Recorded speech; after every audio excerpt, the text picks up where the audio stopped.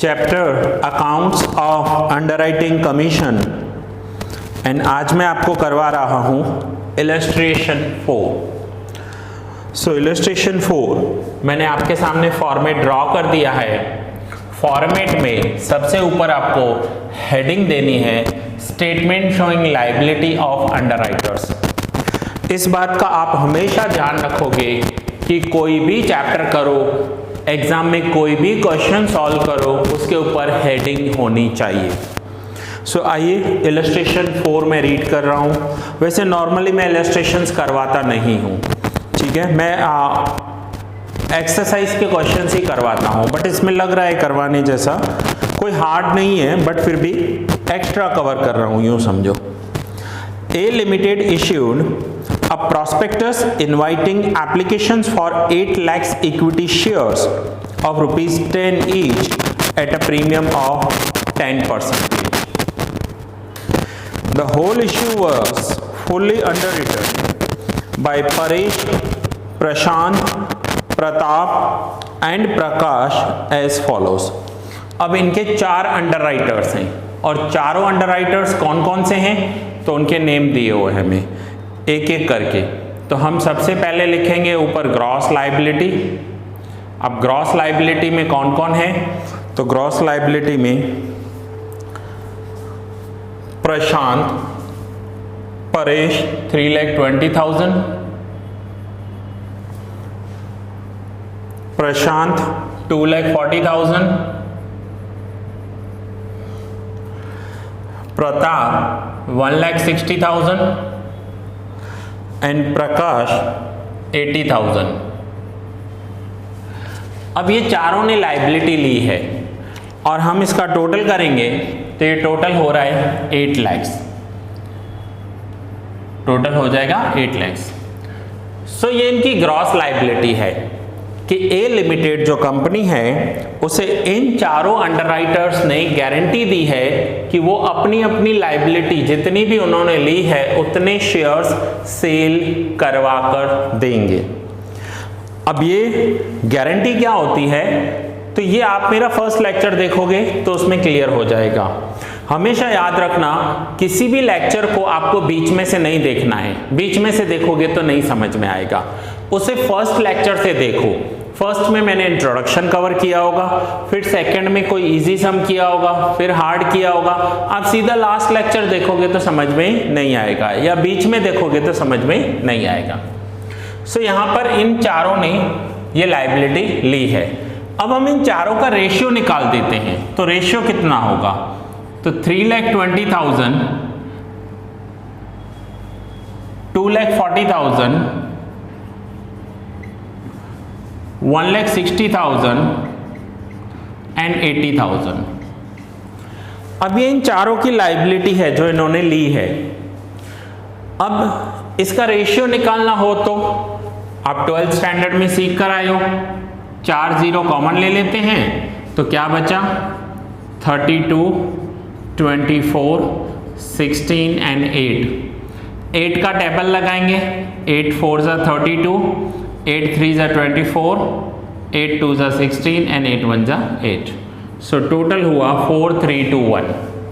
तो यहाँ पर हम लिखेंगे परेश के नीचे 4, प्रशांत के नीचे 3, प्रताप 2 एंड प्रकाश 1। ये हमने इनकी लायबिलिटी का रेशियो लिख दिया कि इन्होंने किस रेशियो में लायबिलिटी ली है। नाउ आगे दिया हुआ है applications were received for 7 lakh shares of which marked applications were as follows. Now यहाँ पर सबसे पहले ग्रॉस लायबिलिटी में से हम मार्क्ड एप्लीकेशन माइनस करते हैं। तो मार्क्ड एप्लीकेशन क्या होती है तो ये वो एप्लीकेशंस हैं कि जो कंपनी के पास एप्लीकेशन फॉर्म्स आए हैं, कंपनी के पास एप्लीकेशन फॉर्म्स आए हैं और कंपनी ने इन्होंने जिस अंडरराइटर्स के एप्लीकेशन फॉर्म्स हैं उनका स्टैंप लगा हुआ है। तो मार्क्ड एप्लीकेशन में परेश का है 3,40,000, ये माइनस करेंगे इसमें से। प्रशांत का है 1,60,000, प्रताप का 1,70,000 एंड प्रकाश 10,000। अब ये इनके मार्क्ड एप्लीकेशंस हैं। नाउ ये जो मार्क्ड एप्लीकेशन है हम इनका टोटल करेंगे कि टोटल कितना हुआ। 3,40,000 प्लस 1,60,000 प्लस 1,70,000 एंड 10,000, तो ये टोटल हुए 6,80,000। अब हम माइनस करेंगे, 320 में से 340 माइनस करेंगे तो आंसर आएगा -20,000। इसमें होगा आंसर +80,000, ये माइनस करेंगे तो -10,000, ये होगा +70,000 एंड 8 लाख में से 680 माइनस कर दे तो आंसर आएगा 1,20,000।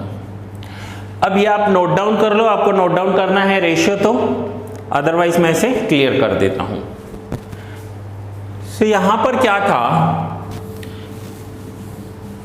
कि परेश ने लाइबिलिटी ली थी 3,20,000 शेयर्स की, जबकि उससे उसकी एप्लीकेशंस आई 340, यानी उसके एक्सेस एप्लीकेशंस आए हैं। और प्रकाश ने लाइबिलिटी ली थी 80,000 की, बट उसके एप्लीकेशंस ही 10,000 आए हैं। इट मींस अब वो 70,000 शेयर्स की उसकी और लाइबिलिटी बाकी है। अब यहां पर अनमार्क्ड एप्लीकेशंस कैसे पता चले, नेक्स्ट हमारा स्टेप है माइनस करेंगे अनमार्क्ड एप्लीकेशन। अनमार्क्ड एप्लीकेशन का मतलब होता है कि कंपनी के पास एप्लीकेशंस तो आए हैं बट उन एप्लीकेशंस पर किसी का स्टैंप नहीं लगा हुआ है, नहीं पता वो एप्लीकेशंस किसके हैं। सो ऐसी कंडीशन में अनमार्क्ड एप्लीकेशन चारों अंडरराइटर्स में उनकी लाइबिलिटी के रेशियो में डिवाइड कर दिए जाते हैं। तो यहां पर मैं लिख रहा हूं total applications received, total application received. So total 7 lakh applications received हुए हैं। टोटल एप्लीकेशन जो रिसीव्ड हुए हैं वो है 7 लाख शेयर्स, और उस 7 लाख में से मार्क्ड एप्लीकेशंस कितने थे तो वो माइनस करेंगे मार्क्ड एप्लीकेशन।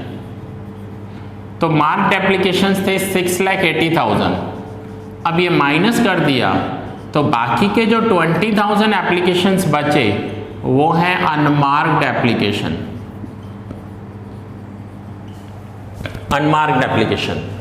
सो यहां पर अब हम माइनस करेंगे unmarked application. Unmarked application term आपका क्लियर होना चाहिए कि ये ऐसे एप्लीकेशंस हैं जो कंपनी को रिसीव्ड तो हुए हैं बट उस पर किसी भी ब्रोकर का स्टैंप नहीं लगा हुआ है। अब अगर किसी भी ब्रोकर का स्टैंप नहीं लगा हुआ है तो वो चारों में, ब्रोकर बोलो या अंडरराइटर्स बोलो, चारों अंडरराइटर्स में उनकी लाइबिलिटी के रेशियो में डिस्ट्रीब्यूट किए जाएंगे। सो टोटल एप्लीकेशंस क्या होती हैं? सो टोटल एप्लीकेशन मैं ये पहले भी बता चुका हूं कि total applications is equals to marked applications plus unmarked applications. अब इन तीनों में से अगर दो आपको पता है तो तीसरा फाइंड आउट हो जाएगा। यहां टोटल एप्लीकेशन 7 लाख थे, मार्क्ड एप्लीकेशन 680 थे, तो अनमार्क्ड एप्लीकेशन 20,000 होंगे। अब यहां पर माइनस करेंगे 20,000 अनमार्क्ड एप्लीकेशन। सो 120 माइनस 20 तो ये बचा 1 लाख। अब ये जो 20,000 है ये 20,000 चारों अंडरराइटर्स में उनके रेशियो में डिस्ट्रीब्यूट कर देंगे। तो उनका रेशियो क्या है? तो रेशियो है 4, रेशियो 3, रेशियो 2, रेशियो 1। अब 20,000 को 4, 3, 2, 1 में डिस्ट्रीब्यूट करना है। जैसे आप 12th स्टैंडर्ड में प्रॉफिट डिस्ट्रीब्यूट करते थे, 20,000 into 4 divide by total, 4 plus 3 7, 7 plus 2 9, 9 and 1 10। सो 20,000 तो यह आंसर आ जाएगा 8,000, देन 6,000, देन 4,000 एंड 2,000। तो ये इन चारों के लाइबिलिटी में से माइनस होंगे minus 8000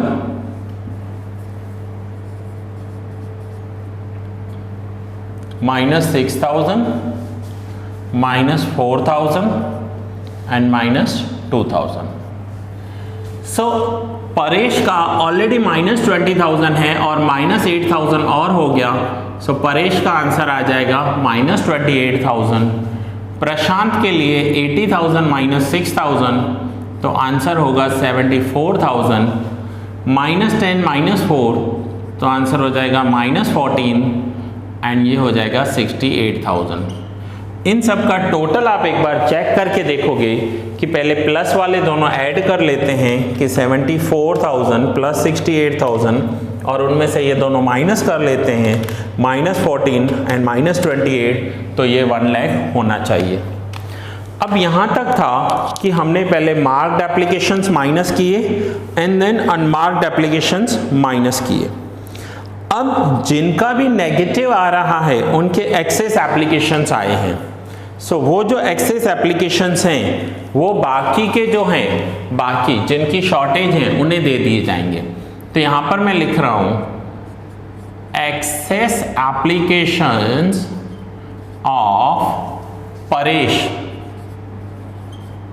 access applications of Paresh given to, अब किसको देना पड़ेगा, प्रशांत को एंड प्रकाश को, given to Prashant and Prakash. अब ये एक्सेस इनको कैसे दे दिया जाएगा, सो परेश का 28,000 एक्सेस एप्लीकेशंस हैं। सो ये जो 28,000 हैं ये हम डिस्ट्रीब्यूट कर देंगे जिनको ज़रूरत है। तो यहाँ पर 28,000 प्लस कर देंगे तो ये 0 हो जाएगा और ये 28,000 प्रशांत एंड प्रकाश को 3:1 में देंगे। तो 3:1 कैसे होगा, ये आप नोट डाउन करते रहना, वर्किंग नोट्स, ठीक है। मुझे स्पेस चाहिए होगा तो मैं रब करता रहूँगा। अब यहाँ पर देखिए 28,000, ये 28,000 हमें डिस्ट्रीब्यूट करने हैं किस रेशियो में, प्रशांत की लायबिलिटी है 3 और प्रकाश की है 1, तो 3:1। सो 28,000 को 3:1 करेंगे तो ये हो जाएगा 21,000 और ये हो जाएगा 7,000। सेम मैंने कैसे किया, 28,000 इंटू 3 डिवाइड बाय 3 + 1 4, सो ये डिवाइड कर दिया। सो ये प्लस कर दिया 28,000, यहाँ पर माइनस करेंगे 21,000 और यहाँ पर माइनस करेंगे 7,000। ओवरऑल 1 लाख ही लायबिलिटी रहने वाली है। सो अब हम देखें कि 74,000 में से 21,000 माइनस करें तो आंसर हो जाएगा 53,000 एंड 68 में से 7,000 माइनस करें तो आंसर हो जाएगा 61,000 और ये जो है -14,000 एज इट इज रहेगा। अब दूसरा प्रताप का एक्सेस एप्लीकेशन है। अब अगर प्रताप की एक्सेस एप्लीकेशन है तो वो भी दे दी जाएगी, किसको, जिसको ज़रूरत है, प्रशांत को एंड प्रकाश को।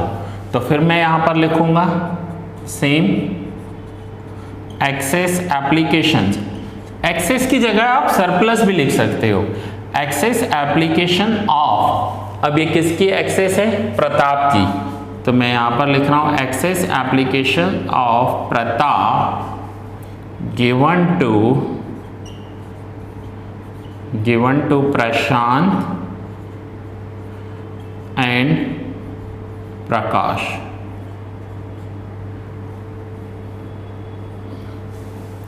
So now